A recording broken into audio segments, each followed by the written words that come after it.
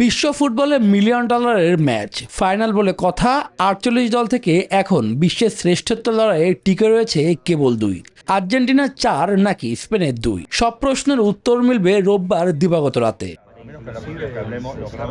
দুর্যোগপূর্ণ আবহাওয়া পেরিয়ে ফাইনালের হোম ভেন্যু নিউ জার্সিতে পৌঁছেছে আলবিসেলেস্তারা।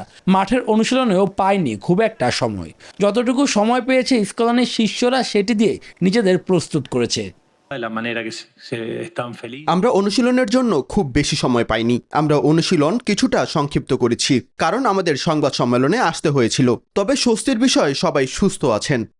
এদিকে অন্যদের থেকে এক জায়গায় এখনও এক এবং অদ্বিতীয় আর্জেন্টাইন কোচ। ইউরোপের দলের কাছে এখন পর্যন্ত কোনো ম্যাচই হারেনি।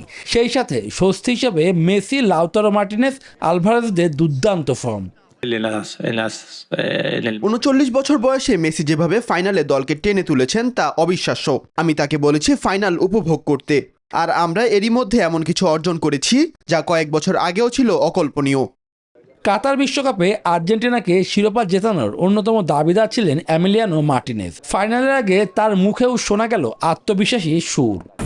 আমাদের উঠে দাঁড়াতে হবে, স্পিড সকল অন্যায়ের বিরুদ্ধে রুখে দাঁড়ানোর এনার্জি পার্টনার। প্রথমে আমাদের জিততে হবে। আমি শুধু জেতার দিকেই মনোযোগ দেই, জেতার বাইরে কিছু ভাবি না। অন্যদিকে স্পেনও প্র্যাকটিস সেরেছে বেশ গোপনীয়তার সাথে। গুরু শিষ্যের লড়াই দেখতে অপেক্ষায় সারা বিশ্ব। স্পেনের কোচ লুইস দে লা ফুয়েন্তের কাছে কোচিং ক্যারিয়ারে দীক্ষা নিয়েছেন আর্জেন্টাইন মাস্টারমাইন্ড। সেই স্মৃতি এখনও টাটকা লা ফুয়েন্তের। আর দলটির মিডফিল্ডার রড্রিও অপেক্ষায় রয়েছেন ফাইনাল জয়ের।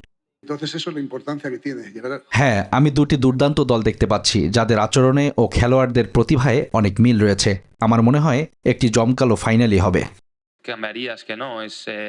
আমি মনে করি সব দলের মতোই আমাদের শক্তি ও দুর্বলতা দুটোই রয়েছে। তারপরও বলবো আমাদের হারানো বেশ কঠিন হবে।